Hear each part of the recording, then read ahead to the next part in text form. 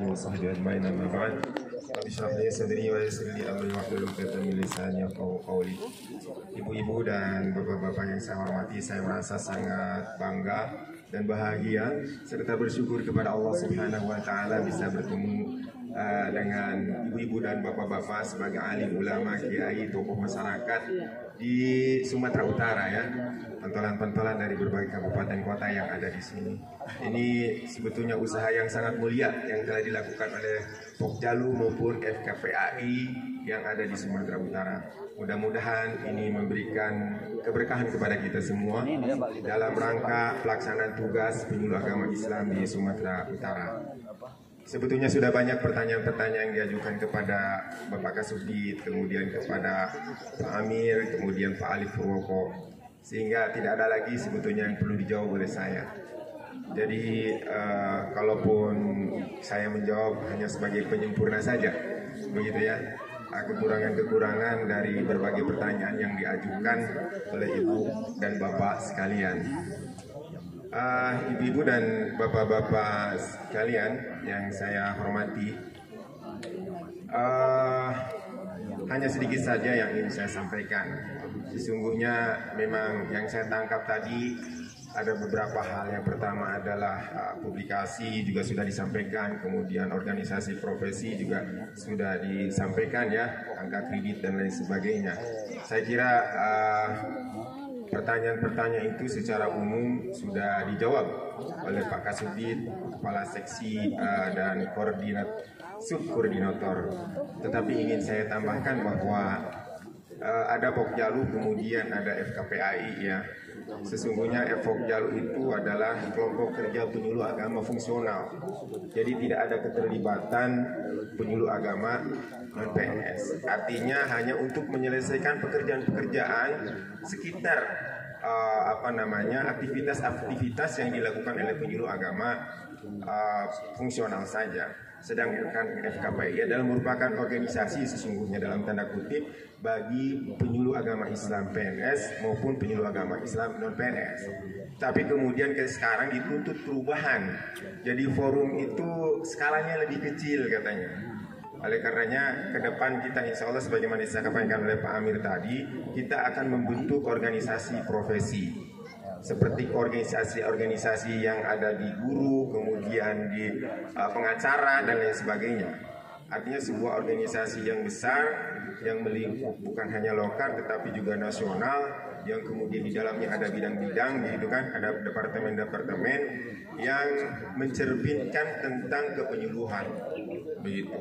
Nah, organisasi profesi ini kemudian akan menjadi mitra kita dalam memajukan penyuluh agama Islam. Kami di pusat hanya 9 orang, mengurus 45 plus 5.000 orang.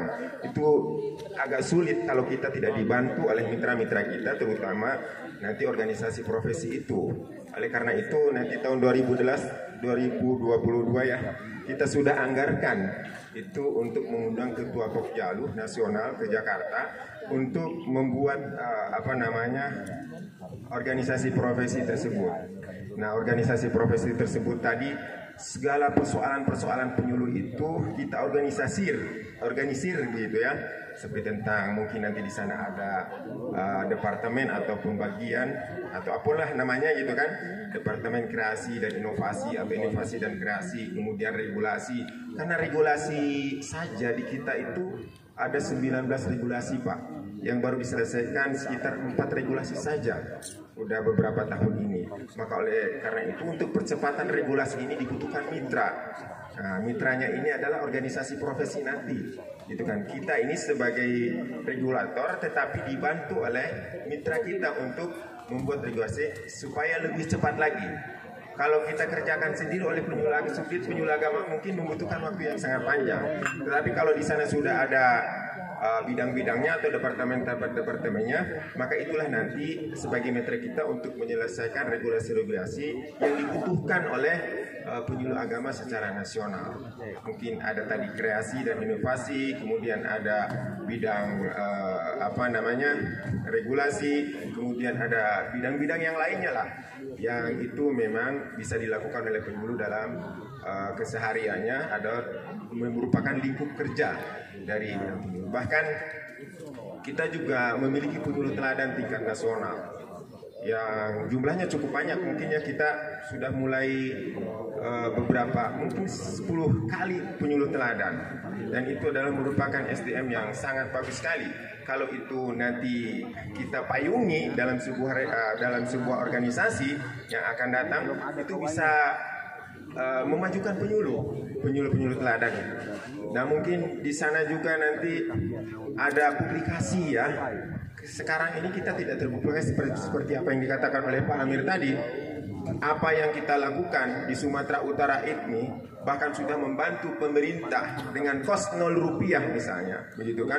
Tetapi memiliki dampak yang begitu luas dan begitu hebat, tetapi tidak terpublikasikan, tidak terdengar oleh pemerintah, oleh DPR atau oleh stakeholder yang lain. Maka penyuluh dianggap biasa-biasa saja.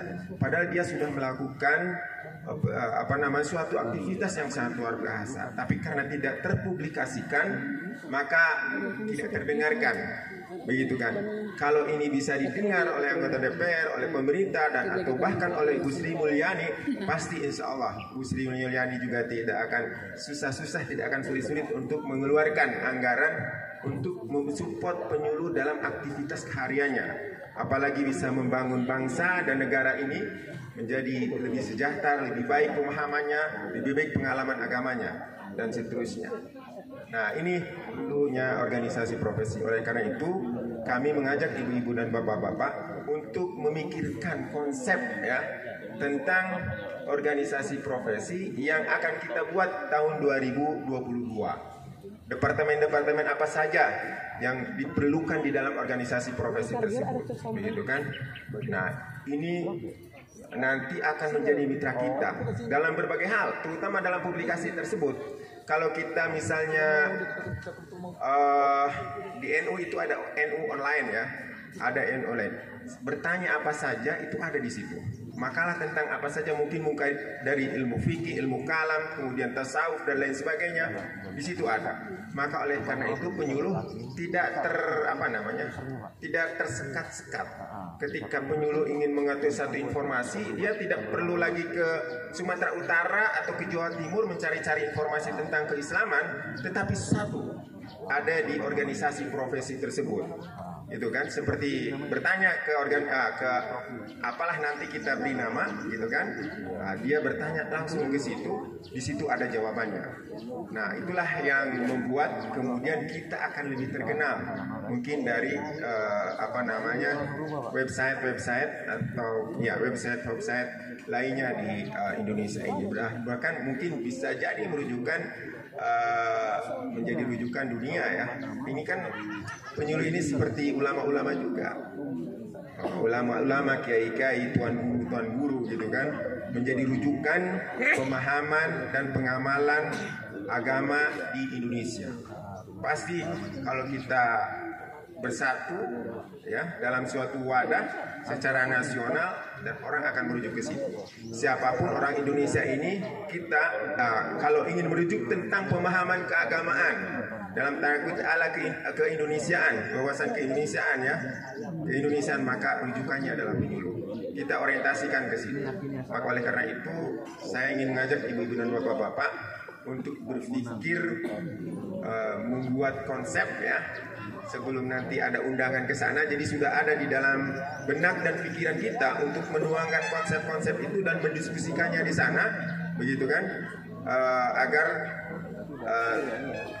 terbentuk suatu organisasi profesi yang modern, gitu kan? Organisasi yang modern, organisasi yang hebat, organisasi yang didengarkan oleh orang, begitu. Jadi bukan hanya Majelis Ulama, NU Muhammadiyah, tetapi juga kita akan membesarkan organisasi profesi ini melebihi mereka. Karena kita secara finansial didukung oleh negara. Kemudian secara SDM sebagaimana yang disampaikan oleh ibu-ibu dan bapak-bapak sungguh sangat luar biasa. Jadi karena kita organisasinya belum begitu rapi, belum begitu modern sehingga orang-orang belum begitu percaya kepada kita. Tapi insya Allah setelah tahun 2022 Anda menjadi mitra kita, mitra negara, mitra masyarakat, gitu kan, dalam memberikan pemahaman dan pengamalan agama Islam di Indonesia. Mungkin itu saja yang dapat saya sampaikan. Mudah-mudahan Allah Subhanahu wa Ta'ala senantiasa memberikan petunjuk kepada kita, mencurahkan rahmatnya kepada kita, sehingga kita dapat melaksanakan tugas kepenyuluhan atau bimbingan dan penyuluhan dimanapun kita berada, di kota, di desa, di pelosok-pelosok, menjadi lebih baik lagi. Wabillahi taufiq wal hidayah. Wassalamualaikum warahmatullahi wabarakatuh.